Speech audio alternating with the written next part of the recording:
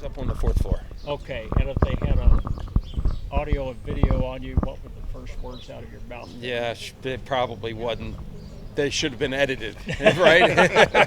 Now, I just feel, it's just one of those darn things. They turned the horses out, and, I was watching them, and when they turned around and started off, there was nothing behind them. I don't know how that all materialized the way that it did, but then just about the 5/8 pole, I could see it starting to shape up, and I even told her on the radio, I says, you're going to have a set right behind you. Well, no sooner I got that part out, they were right on top of them, So I thought they would, it'd probably be going 2 and 2, but they kind of just all hooked up, unfortunately. What time did you get? I haven't heard anything. Man, it all got to be a blur, but I think I'm going to say the final time for me was 48, and we galloped out maybe 101 or a little better, but I don't have an official time from the clocker. That was what I caught, but with all the excitement, I was a bit distracted.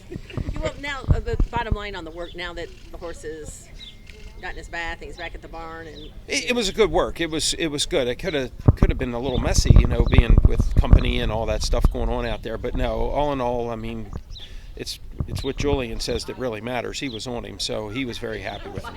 you thought you had company, you just didn't know how much. Did not know how much. Did not know it was going to kind of work like that. And, you figure with a limited traffic situation, that it was unlikely, but darn, it just kind of happened. Was he in the group of 3 that came around? Well, it was a group of 4 total. Yeah. And then he wound up being on the outside throughout the stretch, and they all kind of finished up right at the wire together, with the exception of my workmate horse, who he's not that caliber.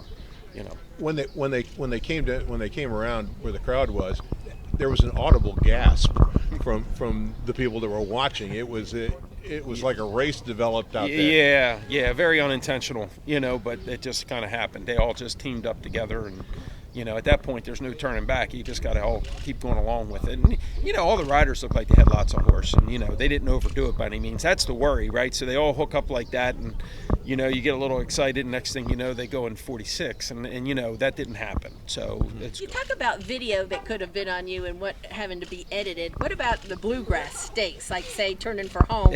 It was all blur. It was all blur. We looked like a contender, then we weren't, then we were. So it was just it happens all in 20 seconds. So it sunk in afterwards, but during that time when it's going on, it just happens so fast. When you watch a replay, what do you think? It's exciting. He's evolving. The bluegrass was his second 2-turn race, and he's evolving in a nice fashion. He's trying to show us all that he can do this.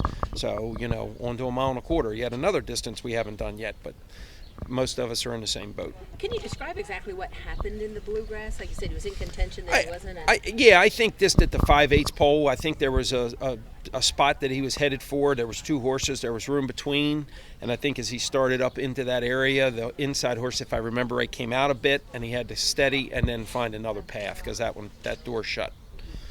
Very important nose that he got second by. Yeah, it was. Plus, it was a big, aside to get you here, it was a big race, and it's a big difference between second and third in those races. So, Michael, that track at Keeneland was playing to speed nearly the entire meet. To close like he did on that track is a confidence builder, knowing that he's going to go 1.25 miles on Saturday. It is. To see him finish up good, it is helpful to watch it, but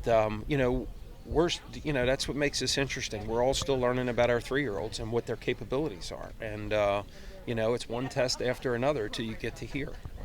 With the 20-horse field, how difficult do you think it is for a closer? This versus a normal race? It just it only takes 1 or 2 horses to be in your way, so the odds of having more increase the risk, right? But we find trouble in 6-horse fields, so you just hope and keep your fingers crossed that it works out. Can you compare coming here with Win versus when you came here with Sweetnorthernsaint? Yeah, no, it's good. It was a little different. He created a lot of buzz because he came into the race on such a high note, and it had him as one of the favorites. So he got a lot of attention. They'd never really seen him before. He won the Illinois Derby, and then he shows up here, and everybody kind of wanted to see what he was all about.